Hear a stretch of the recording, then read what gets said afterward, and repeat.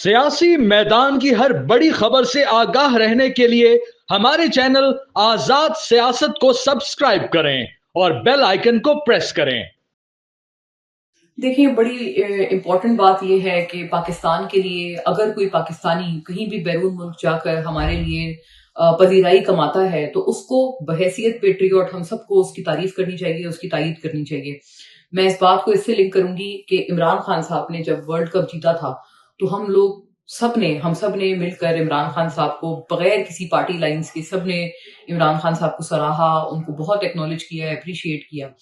अफसोस की बात है कि अब अगर चीफ ऑफ आर्मी स्टाफ बरतानिया गए हैं, उनको इतना एक ऑनरेबल वहां पर इस्तकबाल मिला है, उनको बाकायदा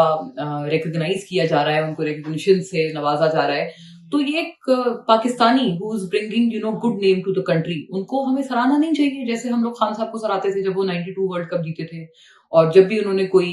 शौकत खाना वगैरह बनाया, जो भी चीज उन्होंने की, उनको उस वक्त भी नवाज शरीफ साहब ने उसके लिए लैंड दिया। एक तरह की एक एप्रिसिएशन ही थी ना कि अच्छा, आप अच्छा काम करने जा रहे हैं, हम आपको इसके लिए एक्नॉलेज करते हैं और हेल्प करते हैं। सो जो सराहना किसी भी पाकिस्तानी को, जो जो चीज खान साहब के लिए जायज थी, वो अगर कोई दूसरा Pakistani, if he is the army chief, उनको अगर वही चीज एक वही उसी तरह की एप्रिसिएशन मिल रही है, वो भी कहीं बाहर जाकर पाकिस्तान का नाम रोशन कर रहे हैं, और उनको कोई बरतानिया जैसी डेमोक्रेसी में अगर उनको अवार्ड से नवाजा जा रहा है या उनको एक टावरिंग फिगर के तौर पर देखा जा रहा है, तो ये सिर्फ उस शख्स के लिए कोई बड़ाई की बात नहीं है, कि पाकिस्तान के लिए एक बड़ाई की बात है। तो आई थिंक इसको, मतलब, let's not have ifs and buts about this. इसको एक एप्रिशिएटिव वे में देखना चाहिए। आई थिंक ये बात बड़ी कैटेगोरिकली क्लियर होनी चाहिए, खासतौर पे पीटीआई के लोगों को, जो कि आज तक हमें बताते हैं कि इमरान खान साहब इस मुल्क के लिए कितना नाम लेकर आए। तो अगर कोई दूसरा शख्स, बेशक वो आपका मुखालिफ हो, अगर वो नाम लेकर आ रहा है, नाम तो मिला, नाम मानते हैं इस चीज को, बरतानिया में उनको बहुत इज्जत और पजीराई मिली और उनको बहुत एक एक्नॉलेजमेंट की तरह से उनको वहां देखा गया। तो अगर कोई दूसरा पाकिस्तानी, बेशक वो आपका हरीफ हो, आपको इस वक्त अच्छा नहीं लगता हो, लेकिन as a patriot you should recognise कि जो चीज आपके लिए ठीक है वो आपके ओपोनेंट के लिए भी ठीक है। अगर वो भी पाकिस्तान के लिए किसी तरह की तारीफ लेकर आ रहा है तो आपको उसे सराहना चाहिए। उल्टा ये कि उसको एहतजाज जो है उसके ऊपर किया गया। और बहरहाल, देखें, एहतजाज की जहां तक बात है, मैं क्लियर कट 2-3 बातें करना चाहती हूँ। नंबर 1, पीटीआई पाकिस्तान ने इस एहतजाज को किसी तरह से एंडोर्स नहीं किया। ये मैं अपने अपने प्रोग्राम में पीटीआई के बहुत टावरिंग फिगर है फिरदौस शमीम नकवी साहब, बल्कि उनके जनरल सेक्रेटरी भी एक्टिंग रहे हैं, शो कॉज नोटिस वगैरह भी वो जारी करते रहे हैं पिछले दिनों से, उनकी सिग्नेचर से होते रहे हैं। तो मतलब एक बहुत बड़े स्टॉलवर्ट है अपनी पार्टी के। उन्होंने भी एक तरह से एक लाताल्लुकी का इजहार किया पीटीआई यूके के इस एहतजाज से, और उन्होंने कहा कि जरूरी नहीं है, क्योंकि वो उन्होंने जो भी एहतजाज किया, यहाँ पर सलमान अकरम राजा साहब ने तो कोई कॉल नहीं दी। क्लियर कट उन्होंने ये वाली बात की। सो एक अपने आप को डिस्टेंस पीटीआई पाकिस्तान कर रही है पीटीआई यूके और पीटीआई यूएसए से। ये बात साथ साथ करना अहम होगी कि अगर डिस्टेंस कर रही है तो पीटीआई पाकिस्तान की कयादत पर सलमान अकरम राजा, बैरिस्टर गौहर पे भी बहुत बड़ा सवाल बनता है कि अगर आप माने, या तो वो एहतजाज आपके कहने पे हुआ, अगर आप फिर भी कहते हैं कि नहीं, वो एहतजाज से हमारा कोई ताल्लुक नहीं है, वो लोग अपने लगे हुए थे, तो आप लोगों ने ही, पीटीआई यूके और पीटीआई यूएस के जो लोग हैं वो आपने नामजद किए हैं, वो आपने ही नॉमिनेट किए हैं, उनको आपने ही लगाया है उस जगह पे, उस ओहदे पे। आप लोग उनको शो कॉज क्यों नहीं करते, आप उनको फारिग क्यों नहीं करते? सो आई थिंक ये एक बड़ी एक अजीब सी स्ट्रेटेजी है जो पीटीआई ने बनाई हुई है, कि एक चीज को मानना भी नहीं है लेकिन वो चीज करनी भी है, और जो लोग वो कर रहे हैं उनको मानना भी नहीं है लेकिन उनके खिलाफ हमने कोई शो कॉज या कोई डिसिप्लिनरी एक्शन भी नहीं लेना है। सो आई थिंक ये बड़ी एक डबल गेम है जो कि इस मामले में हमें पीटीआई की तरफ से नजर आ रही है। I am very clear cut about this, मुझे इसमें कोई शकूक शुबहात नहीं है। और तीसरी बात जो इसमें अहम है करने वाली, वो ये है कि बहरहाल उस एहतजाज में कोई लोग मौजूद नहीं थे जो वहां पर शुरका भी थे। उनसे जब इंटरव्यू किया गया तो वो कह रहे हैं जी आप उनसे पूछें कि हम यहाँ पर क्यों खड़े हैं। और शायान जो हैं, जो कि पीटीआई यूके में बहुत एक सरगर्म उनके एक्टिविस्ट हैं, उनके कारकुन हैं, वो भी कह रहे हैं कि जी वीकडे था तो लोगों को छुट्टी नहीं मिली और मैं भी यूनिवर्सिटी से आया हूं तो मैं भी लेट हो गया। सो मतलब एक लैक लस्टर एटीट्यूड जरूर नजर आता है। मतलब एक इतनी बड़ी कॉल है आपके बकौल, पीटीआई यूके के बकौल, और फिर उस पर आप कह रहे हैं कि आप मौजूद नहीं थे। मैं इंटरेस्टिंगली एक और बात करना चाहती हूँ कि इस पूरे एहतजाज में जो, जैसे आदिल राजा के खिलाफ पीटीआई यूके ने एक बड़ा भरपूर किस्म का एहतजाज किया, उनके खिलाफ भरपूर तकारीर की कि इस बंदे का हमसे कोई ताल्लुक नहीं है वगैरह वगैरह, ये हमारे कॉज को खराब कर रहे हैं। उस तरह का कोई कोई एहतजाज इन्होंने अगर करना था तो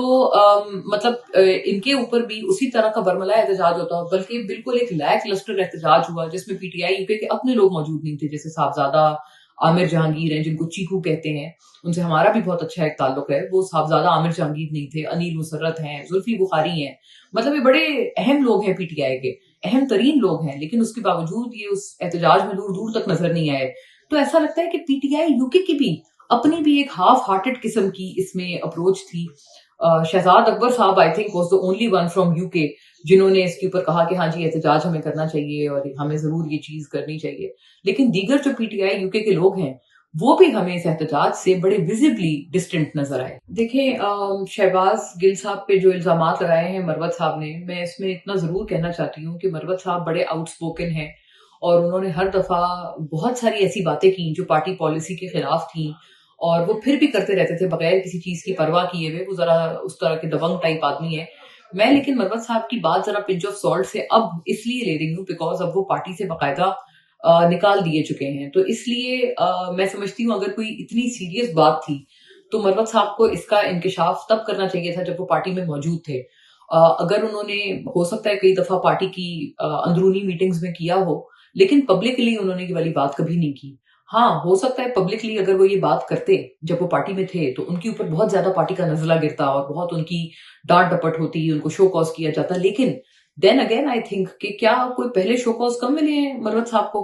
कि वो अभी ये वाली बात करने से रह गए, लेकिन इसके अलावा सारी बातें उन्होंने कर दी और शो कॉज भी ले लिए। तो मरवत साहब की जिस तरह की पर्सनैलिटी है, मैं नहीं समझती कि वो किसी शो कॉज के डर से उन्होंने ये वाली बात पहले नहीं की होगी।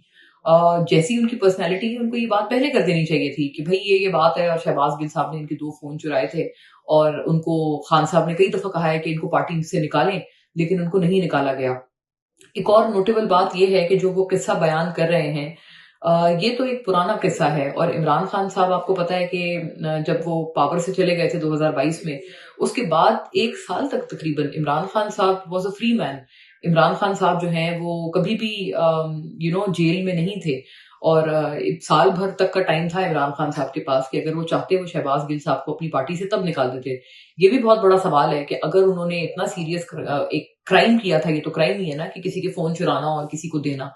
तो अगर उन्होंने इतना सीरियस एक कोई चीज की थी तो खान साहब ने उसको उनको पार्टी से उस वक्त क्यों नहीं निकाला जब उनकी गवर्नमेंट जा चुकी थी, और 2022 से 23 तक जो टाइम था जब तक इमरान खान साहब को 9 मई से पहले जब जेल नहीं हुई थी, तो उस वक्त 9 मई तो खैर हुआ ही उस रोज ही है, तो 9 मई से पहले इमरान खान साहब ने गिल साहब को पार्टी से क्यों नहीं निकाला अगर ये इतनी सीरियस उनके ऊपर एक ऑफेंस का चार्ज है। तो आई थिंक मरवत साहब की जो बात है इस वक्त इतनी बिलीवेबल नहीं है। मैं ये बात बिल्कुल खरे अल्फाज में करना चाहती हूँ।